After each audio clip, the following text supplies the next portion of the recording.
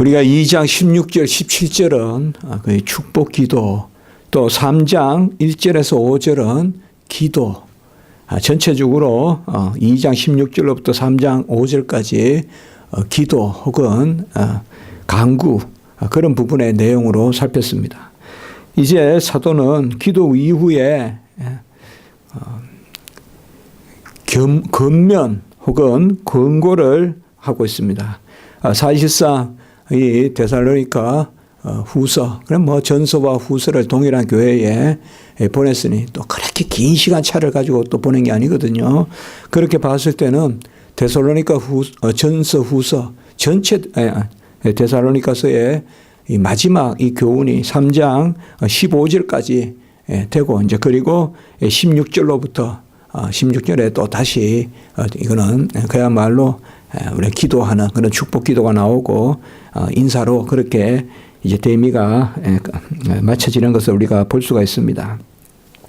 오늘 말씀에서 데살로니가 후서의 6절에서 15절까지는 그렇게 길지 않지만은 상당히 중요한 내용을 담고 있습니다.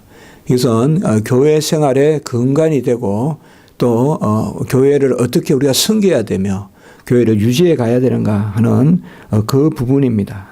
질서 있게 행했다 그렇게 말하고 있고, 6절 7절에 우리가 질서라는 그러한 단어를 만날 수가 있습니다. 우리 성경에 직접 나오지 않지만 사실 6절에도 질서란 단어가 들어있고 7절에도 질서 있게 해라, 그러니까 무질서하게 하지 마라 그렇게 하고, 8절에서부터 사실 오늘 제가 끊어서 살피지만 계속 9절 10절 이어지는 그 부분이 바로 주의 종도 열심히 형편을 쫓아서 섬겨라 이렇게 우리가 말하고 있습니다. 저도 그렇게 설교를 들은 적이 있습니다만은 빌립보에서 자주장사 루디아를 만나서, 자주장사는 그 당시에 상당히 부자다, 그렇기 때문에 사도 바울이 그렇게 도움을 받아 부요한 가운데 목회했다. 뭐 그 말이 얼마나 가닿았는지 모르겠습니다. 물론 옷감에 물을 들여서 그것을 이렇게 다루고 팔고 하는 그것은 그 당대에 그런 많은 그저 뭐 잡상인은 아닙니다, 분명히. 그렇지만은 그런 것을 너무 지나치게 우리가 생각할 수는 없는 것 같습니다. 그러나 어쨌든 그렇게 돕는 손길로 했는데, 이 데살로니가 교회는 형편이 어땠습니까? 우리가 뭐 알 수가 없습니다만은 정확하게. 그러나 야손의 집에서 예배를 드렸고 또 해당에서 가르치고, 근데 전체적으로 데살로니가 교회에서 형편이 사도가 그저 놀아서 되는 그런 형편이 아니라는 것을 우리가 생각해 볼 수가 있습니다. 그래서 이 데살로니가 교회에서 사도는 직접 이제 일을 하는 그런 것을 우리가 볼 수가 있어요. 그래서 이 질서라는 개념을 가지고 전체적으로 교회를 어떻게 섬겨야 되느냐, 이 부분에 말씀을 하고 있습니다. 사실 이 말세의 교회, 말세의 교회, 우리가 뭐 한 가정을 지켜나가기도 쉽지 않습니다. 어렵습니다. 그렇지 않습니까? 가족이 좀 딸려 있고, 부모는 또 그 가장은 참 여러 가지 중한 그 짐이 있지 않습니까? 자녀 하나 키우는 게 쉽지 않습니다. 마찬가지입니다. 이 말세의 교회를 주의 이름에 이 하나님의 전을 지켜가는 것이 그렇게 만만치 않습니다. 하나님이 직접 하시지만은 그 가운데 교회를 위한 그런 헌신과 또 교회를 위한 모든 것을 우리가 형편을 쫓아서 교회에 봉사하지 않고는 이 교회가 우리가 유지될 수가 없습니다. 특별히 이 말세의 교회를 향한 열심, 그래서 교회 안에서 게으르지 말고 교회를 향한 열심을 부리라.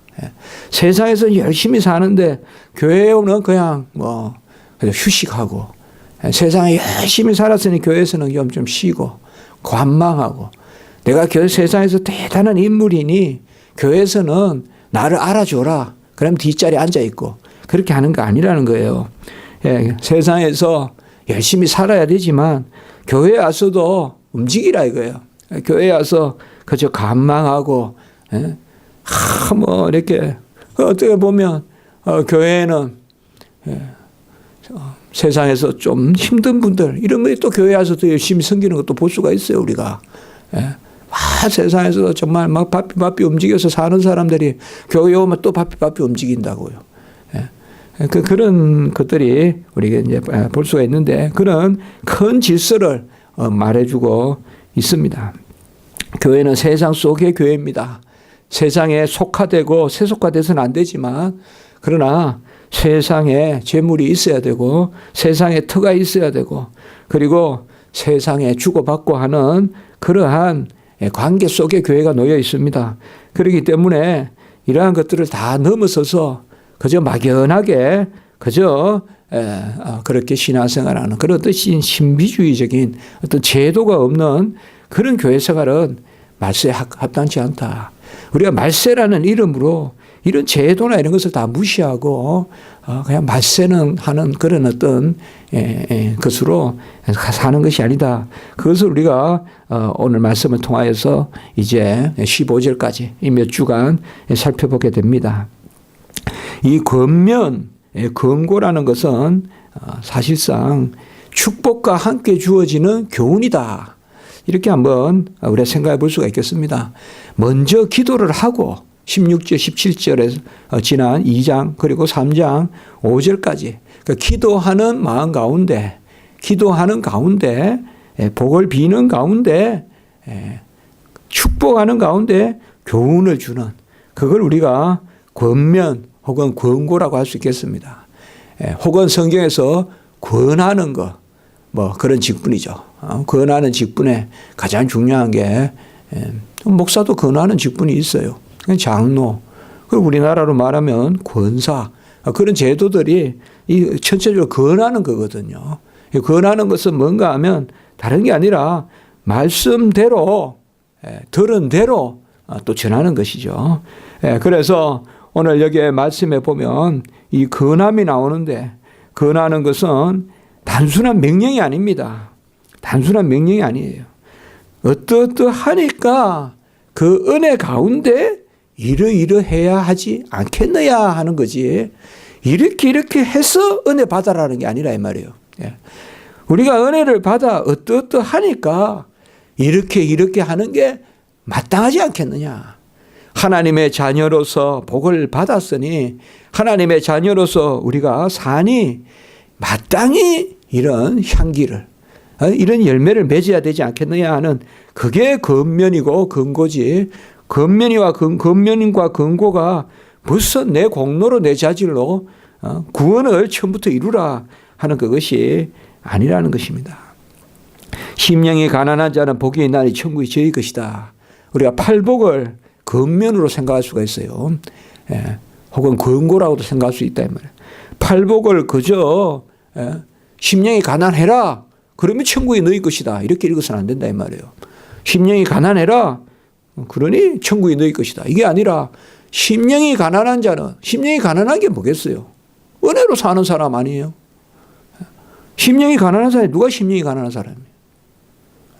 세상에서 가난한 사람은 재물이 없는 사람이 가난하다면 심령이 가난한 자는 복이 있나니 심령이 가난한 사람 누구예요? 기대지 않으면 못 사는 사람. 하나님 앞에 매끼 기도하면서 일용할 양식을 달라고. 그렇지 않습니까?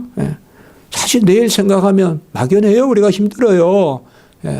내일 어디에 살까? 내일 뭘 먹을까? 아무것도 보장된 게 없어요. 그러나 기도하는 거죠. 내일 하나님이 나를 붙드실 것이다. 10년 후에 나를 붙드실 것이다. 그게 뭐예요? 바로 가난한 거죠. 애통하는 거죠. 이거 바로 벌써 복이란 말이에요. 하나님이 심령이 가난하다. 이거는 벌써 이게 복된 자리란 말이에요. 복된 자리.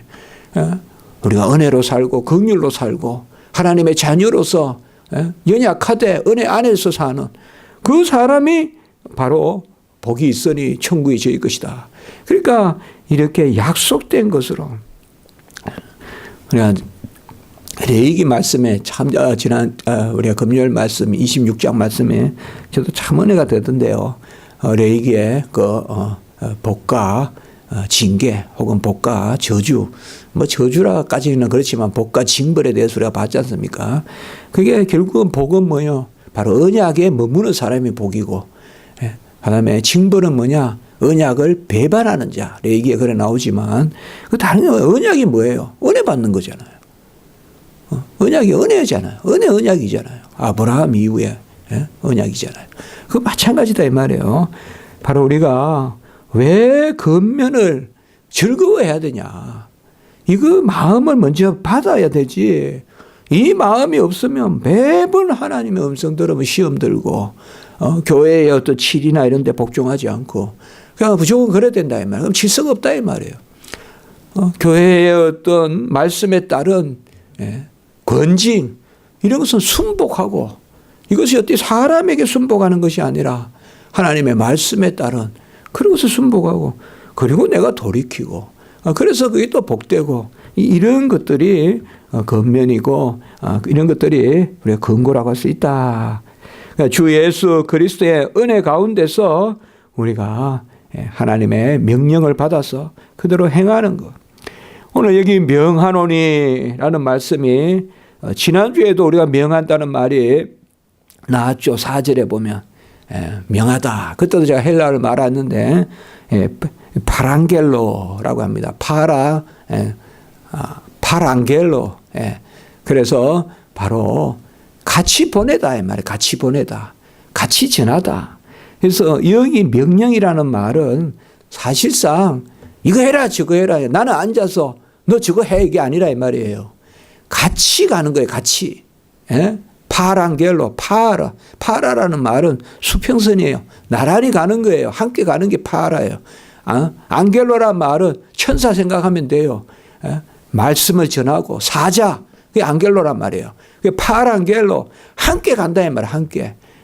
그래서 명령하는 거 여기에서 명령은 사도가 가만히 놀고 이 단어는 벌써 은혜가 되는 거예요. 사도도 열심히 일하면서 같이 우리가 열심히 살아야 된다. 그러니까 내가 받은 말씀을 함께 전한다 이 말이에요. 함께 전한다. 본래 원어 그 자체는 함께 전한다. 그 나아가서는 뭐예요? 내가 은혜 받는데도 전하고 내가 사는 대로 함께 살고 사실 나는 게으르고 나는 한 달란트면서 다른 사람보다 2달란트 5달란트 하라고 하면 되겠습니까? 내가 2달란트 살아보니 은혜가 된다 이 말이에요. 내가 5달란트 살아보니 은혜가 된다 이 말이에요. 그러니까 당신도 1달란트로 살지 말고 2달란트 5달란트로 살아야 안 되겠냐. 이게 은혜를 나누는 거예요. 권면은 은혜를 나누는 것입니다. 그래야 또 진실해요. 내가 하나님 안에서 은혜를 바꿔야지. 나는 그냥 아무것도 안 하면서 나는 말씀 무관하게 살면서 맨날 저 사람 왜 저럴까 그냥 그 사람만 대놓고 계속 왜 그러지 않냐 왜 그러지 않냐 이러면 되겠냐 이 말이에요. 그건 권면이 아니죠. 그거는. 그건 판단이죠. 판단이고 그거는 저주죠. 그래서 이 파랑겔로 명령한다. 사실상 성경 번역 자체를 놓고 자꾸 말하지는 우리가 그렇지만 조금 이런 부분에 내가 너희를 명하노니 분명히 틀리진 않아요. 그러나 좀 더 우리가 좀 좋은 단어가 있으면 써볼 수도 있는 부분이라 볼 수가 있어요. 그래서 너희를 명하노니라니까 꼭 그냥 우리가 너무 그렇게 볼 수가 있는데 사실상 이 단어는 완곡한 거예요. 완곡하게 내가 정말 함께 이렇게 이루어 가기를 원하노니 이런 의미란 말이에요. 함께 이루어 가기를 원하노니 내가 해야 되는 걸 권하겠어요. 주를 위해 열심히 사는 게 해라면 권하겠어요. 그걸 자식한테 시키겠냔 말이에요. 그래서 우리가 자식들이 목회자가 많이 나오는 우리 저번에 라이 교수님이 말씀하시던데 스코틀랜드나 교리사 쪽으로 봤을 때 자녀들이 목사가 많을 때 그게 가장 건전하다. 제가 한번 여쭤봤거든요. 우리나라는 자녀들이 목사님들이 많습니다 하니까 그때 스코틀랜드가 가장 부흥했다. 그런 말씀을 하시더라고요. 라이 교수님이. 저번에 한국 오셨을 때 제 지도 교수님 라이 교수님이. 힘들어요. 부모가. 개축교회하고. 우리 전도사님들도 보면 당장 우리 라틴어 배운 학생들도 보면 그 부모가 파지 줍고 다녀요. 개척해놓고. 그 어머니가 파지 줍고 다녀요. 사모님이. 그것도 그러면 왜 자녀가 대학교 나왔는데, 예? 나 직장 생활하죠. 자녀 보고 또 목회하라고 그러네요. 그게 파란 겔로예요, 이게. 내가 고생되지만, 힘들지만, 이게 복되다. 그래서 당시에 뭐 어려운 일을 권하겠냐, 이 말이에요. 주의 종들도, 목회자들도 성도님들에게 이렇게 합시다. 교회 청소합시다. 교회 청소하는 게 은혜가 되니까 말이에요. 우리가 마지막 때 뭘 가지고 가겠어요? 예배당 한번 청소한 거 가져가고 그런 거지. 맨날 내 집에서 무슨 하단만 가꾸고 그거 가져가겠냐 이 말이에요. 그게 하나님 안에서 은혜가 되니까 그래야 이제 그 권하는 거죠. 예, 파란 겔로 내가 명령한다. 이게 사실 이 단어가 벌써 이 말씀을 다 우리에게 보여주고 있다. 지금 사도 바울이 함께 하자는 거 아니에요. 바로 3절에서 질서가 뭐예요? 우리 종들이 음식을 위하여 값없이 먹지 않고 수고하고 애썼다. 이렇게 이야기하고 있잖아요, 지금. 예? 내가 이렇게 열심히, 사도 바울이 병도 걸리고 몸도 그렇게 맞고 하면서도 열심히 또 텐트 쳐가면서 장막을 쳐가면서 그렇게 일을 하잖아요. 예. 오늘날로 말하면 옛날에는 장막을 쳤단 말은 오늘날로 말하면 건축업자란 말이에요. 사도 바울이. 건축을 했다 이 말이에요. 그러니까 사실상 어떻게 하지 마냐. 자, 권하고 함께 하나님의 은혜로 살자라고 하는데 명하는데 게으르게 행하고 이렇게 나왔습니다. 이 게으르게 행하다 말이 옛날에는 규모 없이 행한다 이렇게 됐는데 여기 단어가 악타톡스라고 하는데요. 이것은 1차적으로 보면요. 7절에 보면 무질서하게 행하지 아니하며 그 무질서하게 행한다. 그 단어하고 같은 의미를 담고 있어요. 같은 의미를 담고 있어요. 그래서 이 아타토스란 말은 사실상 질서 없이 행한다 이 말이에요. 이 탁식스란 말이 질서거든요. 고린도전서 10장 45절 모든 것을 품위 있게 하고 질서 있게 하라. 이게 대헌장이거든요. 교회의 대헌장이에요. 고린도전서 10장 45절이 제가 이 구절을 정확하게 기억하는지 모르겠는데 고린도전서 10장 45절 10장 아니면 9장인데요.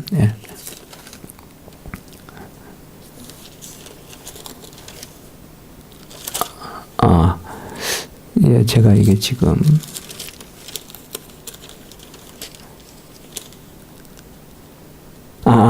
죄송합니다. 14장입니다. 예, 제가 다른 구절을 했습니다. 14장 40절입니다. 죄송합니다. 14장 40절. 고린도전서 14장 40절. 모든 것을 품위 있게 하고 질서 있게 하라 할 때 이 질서란 단어가 바로 이 헬라어로 탁식스라고 합니다. 탁시스. 헬라어로 탁시스라 그래요. 질서 있게 하라. 요 질서 있게 하라라는 말. 이걸 옛날 성경에는 규모 있고 질서 있게 하라 이렇게 번역했어요. 우리 옛날 성경에는. 신학교 다닐 때 우리는 계속 그렇게 외웠어요. 규모 있고 질서 있게 하라. 그런데 여기는 품위 있게 하고 질서 있게 하라. 그런데 요 질서 있다라는 단어가 바로 오늘 6절에 보면 게으르다 말. 요 질서의 반대말. 아가 반대말이잖아요. 그래 아타시스. 거기에서 나는 형용사형 아타토스를 썼어요. 그러니까 뭔가 하면 죄송합니다만 이 번역은 잘못된 번역이에요. 이거는 제가 봤을 때는 이거는 새 번역을 한다고 해서 오히려 이게 망쳐놓은 번역이에요. 제가 봐서는 이 게으르고 이거는 옛날같이 그냥 두든지 오히려 제가 봐서는 왜 게으르고가 여기서 나왔는지 모르겠어요. 이건 그냥 질서 없이 행하는 거예요. 그 7절에 무질서하게 행한다. 이게 동사형이고 그 다음에 6절에 게으르게란 말은 이것의 부사형이에요. 그렇기 때문에 질서 없게 행하고 이렇게 하면 돼요. 질서 없게 행하고 그리고 7절에 보면 무질서하게 행하지 아니하면 이렇게 연결돼요. 사실.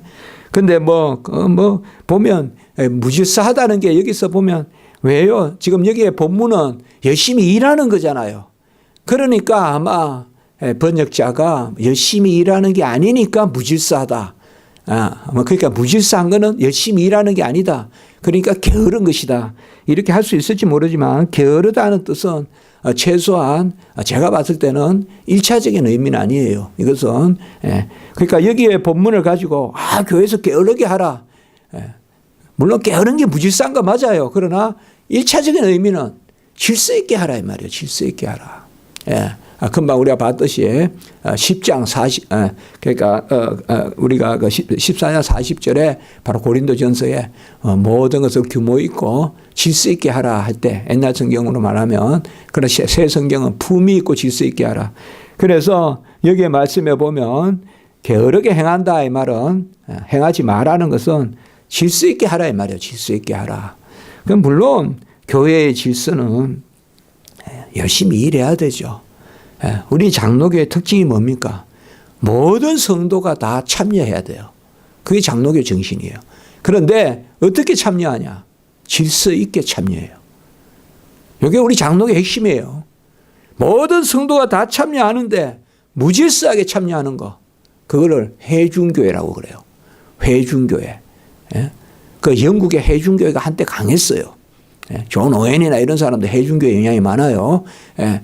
그러나 우리는 뭐예요? 모든 성도가 다 참여하되 여기까지 해서 끝나면 안 돼요. 장로교는 질서 있게 해야 돼요. 질서 있게. 그래서 질서 있게 참여하는 제도가 뭐냐? 장로교예요. 무질서하게 참여하는 것이 뭐냐? 바로 회중교회예요. 참여가 없는 데가 뭐냐? 감독제예요. 감독제는 위에서 다 알아서 해요. 그건 계급이에요. 이 감독제를 가장 극단적으로 시행하는 것이 바로 뭐예요? 로마 캐톨릭이에요. 로마 캐톨릭은 크게 보면 감독제지만 아주 감독제 중에서도 가장 대표적인 감독을 하나 써요. 이게 제가 교회 제도 4가지 다 이야기한 거예요. 우리 장로교는 바로 뭐냐? 질서 가운데 참여다 이 말. 성도들이 부지런히 참여해야 돼요. 부지런히 참여해야 되는데 질서가 있어야 돼요. 축구를 하나 해도 포지션이 있는데 교회 일을 하는데 뭐 이 사람이 저거 다 참여하고 뭐 이거 하면 또 저거 관여하고 자기 일을 안 하고 또 저거 시키면 이거 관여하고 이런 일이 되냐 이 말이에요. 자기가 맡은 것을 아주 열심히 하고 그렇죠. 그게 바로 오늘 여기에 게으르게 행하나. 말씀은 맞아요. 그러나 우리는 일단은 질서라는 단어를 잘 생각해야 돼요. 질서 있게 행하는데 질서 있게 행하는 게 뭐냐? 열심히 참여해서. 그래서 우리 그렇게 말할 수가 있습니다. 교회에 세례 받으라 하는데 안 받겠습니다. 이건 어리석은 거고 교회에 직분이나 어떤 일을 맡길 때 그저 그 자리에서 나는 못합니다 라고 하는 게 어리석은 것이다. 그건 어리석은 것입니다. 교회의 일을 그저 그냥 저는 못합니다 하면 그 겸양이나 예의가 아니다 이 말이에요. 잘은 모르겠습니다. 옛날 왕십리 교회 생길 때 현격하게 교회 봉사자들이 많이 없어집니다.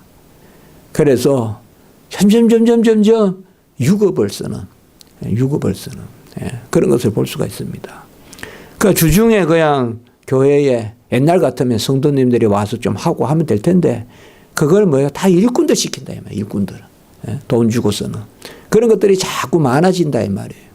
조금 움직이면 될 텐데 한번 와보고 좀 도우면 하면 될 텐데 그걸 굳이 사람들 써가지고 이렇게 하냐. 그게 생각할 수가 있어요. 식당 봉사나 이런 것도 아예 유급을 쓰고 말이죠. 유급을 쓰니까 미안하니까 뭐예요. 아예 그냥 캐터링 해가지고 뷔페같이 그냥 이렇게 불러서 하고 그런 것은 저는 가급적이면 교회에서 뭘 할 때는 교회 안에서 하는 거. 오늘 여기 그거예요. 질서 있게 행하라는 것은 질서는 무슨 앉아가지고 뭐 우리가 뭐 일하는 것보다 사서 하는 게 낫다 이렇게 자꾸 경제 논리로 가지 말고 교회의 일은 교회 안에서 열심히 해서 뭐 집에 밥도 사서 먹는 것보다 해서 먹는 게 좋잖아요. 그래서 지금 오늘 여기에 말씀이 그거예요. 그게 말세의 교회에 왜 이런 말이 나오냐 이거예요. 지금 우리 데살로니가서에서 왜 이런 말이 나오냐 이거예요. 그 말세는 점점 뭔가 허황돼가지고 그냥 교회 봉사 이런 건 안 하고 엉뚱한 거 한다 이 말이야. 엉뚱한 거. 그 지금 성기는 열심히 교회 섬기고 열심히 주차 관리하고 열심히 교회 마당 쓸고 그게 말세 할 일이지. 뭐 말세다 그러면서 여기저기 모여서 다니고 그게 아니다 이 말이에요. 무슨 산중에 가면 뭐가 있는 같이 여기 가고 저기 가고 하는 게 아니다 이 말이에요. 더 내가 있는 터에서 열심히 봉사하고. 그게 지금 데살로니가서 우리가 어쨌든 이 종말론적 개념에서 읽어야 되거든요. 네. 오늘 여기에 보면 시간이 좀 지났지만 전통대로 행하지 아니하는 거. 이 전통이란 말이 금방 제가 말씀드렸던 거예요. 이것은 우리가 사도적 전통이라고 볼 수가 있어요. 이거는 장로의 유전이 아니에요. 같은 말입니다만은 우리가 주님이 장로의 유전을 조심하라 그랬지 않습니까? 바로 해칠한 무덤 같은 그러한 바리새인들의 예식을 조심하는데 그 장로의 유전이 아니라 이것은 금방 말씀을 드리는 것 같이 말씀대로 우리가 열심히 일하라. 하나님의 말씀대로. 그러니까 주님의 그것을 이야기하고 있습니다. 그리고 7절에 보면 우리를 본받아야 할지니라고 하는데 자, 아까 말씀을 드렸습니다. 이것은 명령한다라는 단어를 우리가 설명하면 본받는다는 게 답이 나오겠죠. 본받는다는 말은 이것은 나는 놀고 얘들 열심히 해 이게 아니라 같이 열심히 하자. 같이 열심히 하자. 같이 애쓰자. 그래 내가 열심히 주를 위해서 하니까 즐겁더라. 당신도 그렇게 살자. 그런 게 이게 본받는다는 거지. 뭐 내가 본이다. 우리는 예수님이 본이죠. 어떻게 사도가 본입니까? 그래서 이 말씀은 전체적으로 전통이라는 말도 무슨 교회의 어떤 인간의 전통이 아니라 사도적 전통, 말씀의 전통. 하나님이 명령하신 말씀대로 살고 그리고 우리를 본받아. 그래서 7절에 무질서하게 행하지 아니하고 이것도 아탁테오라 그래요. 아까 그러니까 이게 전부 다 탁시스라는 데서 나온 거예요. 전부 다 질서에서 나온 거예요. 질서에서. 그래서 저는 이 질서라는 단어가 계속 유지가 돼야 된다고 보는 거예요. 그 6절에서도 게으르게 행하다. 이것도 아까 우리가 나왔지만은 아탁토스. 이게 탁시스가 없다는 거예요. 이 부사형이고 여기 동사도 지금 보면 금방 보면 아탁테오. 이게 무질서하게 행한다 이 말이에요. 탁테오 이라면 질서 있게 행한다 이 말이에요. 탁시스가 있게 행하라 이 말. 질서 있게 행하라. 다시 아까 고린도 전서로 가서 바로 품위 있고 질서 있게 행하라. 이 질서라는 말 이것이 아주 귀하게 우리에게 와닿습니다. 신명기 25장 4절의 말씀을 고린도 전서 9장 9절에서 사도 바울이 인용합니다. 이 고린도 전서 9장은 특별히 그 일하는 자들의 그러한 사례 이런 데 대한 중요한 말씀이죠. 우리가 알다시피 곡식을 밟아 떠는 소에게 망을 씌우지 말라. 바로 신명기 25장 4절에 있죠. 열심히 일하는 소를 입을 막아 놓으면 되겠냐면 먹여가면서 일시키라는 거 아니에요. 그래서 곡식을 밟아 떠는 소에게 망을 씌우지 말라. 망을 씌우지 말라. 이렇게 이야기하고 있습니다.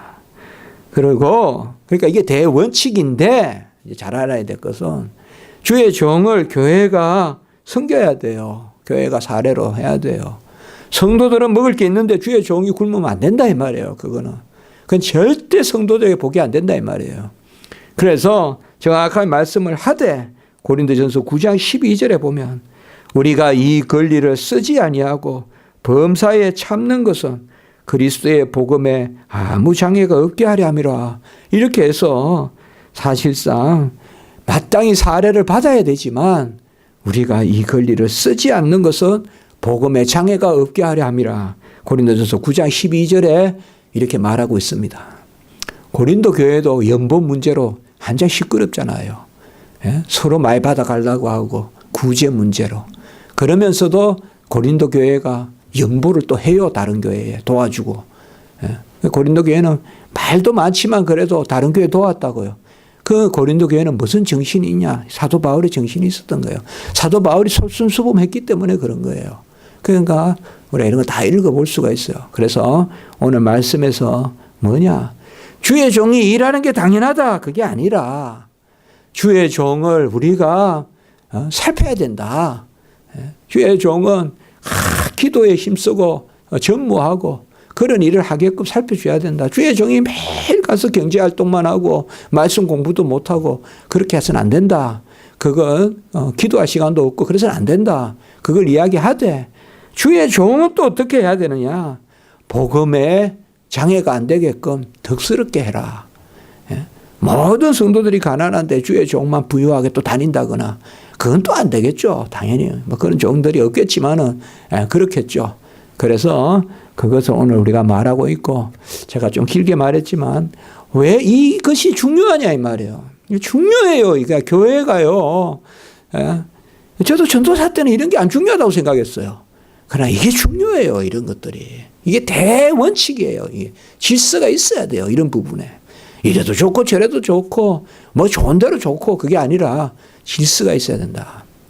그것을 오늘 우리에게 전하고 있습니다. 이 데살로니가 전서 후서의 마지막 부분에 이것을 말하고 있다는 것을 우리가 한번 새겨보면 좋겠습니다. 한 기도 드리겠습니다. 거룩하고 자비로우신 하나님 아버지여 주님 친히 일하시만 주의 일꾼들을 세우고 또 친히 주님이 또 아버지 수확하시지만 곡식을 뜨는 그러한 아버지여 소의 입에 망을 씌우지 말라고 하셔. 아버지여 주의 종들이 또 하나님 은혜 가운데 이렇게 아버지여 섬김을 받고 또 그들의 삶이 또 보호를 받아야 됨을 말함에도 또 오늘 사도 바울과 같이 열심히 또 복음의 진보를 위해서 일했다라고 이렇게 말하고 있습니다. 하나님 아버지 교회의 질서가 뚜렷하고 어느 사회 집단보다 국가보다 교회의 하나님의 질서가 뚜렷해야 될 줄 믿습니다. 교회는 그저 안식과 이 게으름을 혼동하지 말게 하시고 진정한 쉼은 포도원에서 열심히 주인과 함께 일하는 데 있다는 걸 알게 하시고 우리가 교회 안에서도 부지런함이 있고 또 열심히 섬기는 봉사 가운데 쉼이 있는 그런 은혜를 허락하시옵소서. 오늘 한날의 예배 가운데 은혜를 베푸시고 또 모든 순서와 오가는 걸음 위에 은혜를 더하시고 우리 주일학교 아이들도 주님 귀히 여겨 주님 보호해 주시옵소서. 모든 영광 하나님께 올렸고 구주 예수 그리스도 이름으로 감사하며 기도드리옵나이다. 아멘.